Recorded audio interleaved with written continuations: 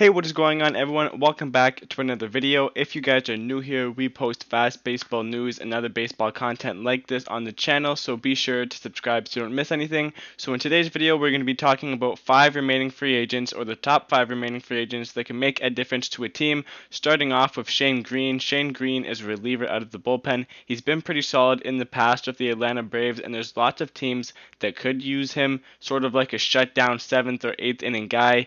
The Yankees have been linked to him, but I would think that the Yankees are probably not going to go after him, considering they just got Justin Wilson and Brett Gardner. Even though Gardner is a left fielder, they spent the remaining money that they had before they hit the luxury tax on Brett Gardner. So I doubt that they'll get Green, but there's still a lot of other options and a lot of other places that need some bullpen help. So I could see him ending up going anywhere. Atlanta still needs some bullpen help, so I could see him going anywhere.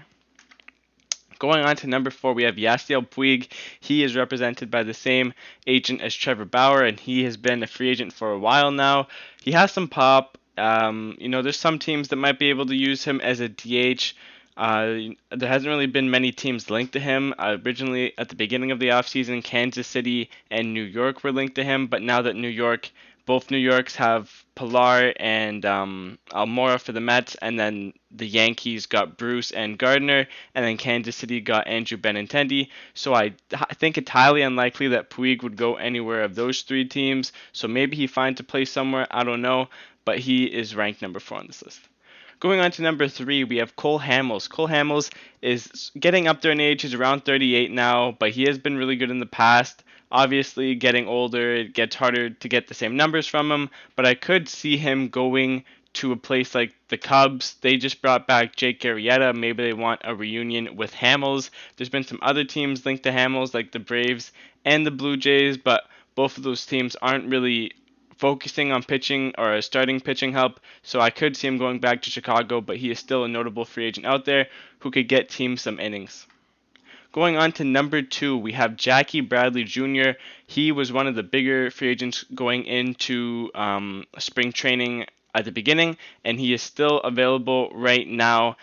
He has a lot of defensive skills. His bat isn't the best, but he has a lot of defensive skills. So Milwaukee was interested in him recently, but with Christian Yelich and Garcia and Kane and Fisher over there, I don't know if they will end up signing Bradley Jr. There were some other teams like Boston. They want to re-sign him. Houston, after losing George Springer, is definitely interested in re-signing him. There's been some other teams that have checked in on him, but it looks like he is either heading to Boston or Houston. We don't know that for sure, but I would just assume that. But he is a really good player, and he can make a difference defensively. Going on to number 1, we have Jake Odorizzi, the best starting pitcher and probably the best free agent left on the market right now. One of the bigger names as well going into free agency, and he's still available on the market.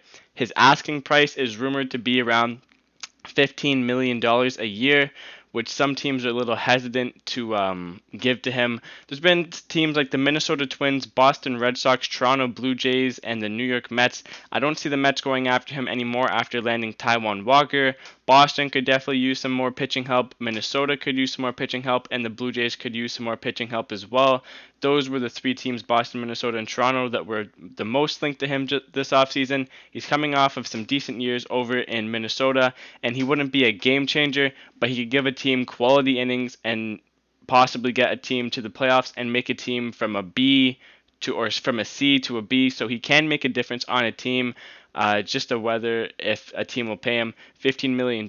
Now, some players go into free agency looking for a lot more than what they're going to get, like Justin Turner, so he could end up going somewhere for less, but he is expected to sign soon. He said that himself, that he's going to sign probably within the next week, so I'm going to keep all of you guys informed on that. So just to recap, we have Jake Odorizzi at 1, asking for $15 million.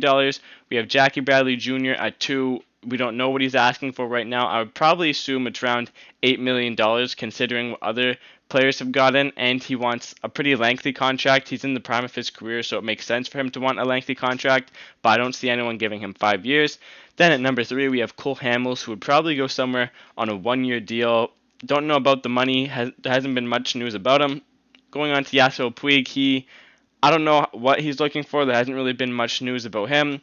And then going on to number 5, Shane Green. He is starting to get up there in age, so maybe he gets a 2-year deal at most, though definitely some good quality free agents out there right now. Let me know where you think these players are going to sign in the comments. Thank you guys for watching. Don't forget to like and subscribe. See you guys in the next one.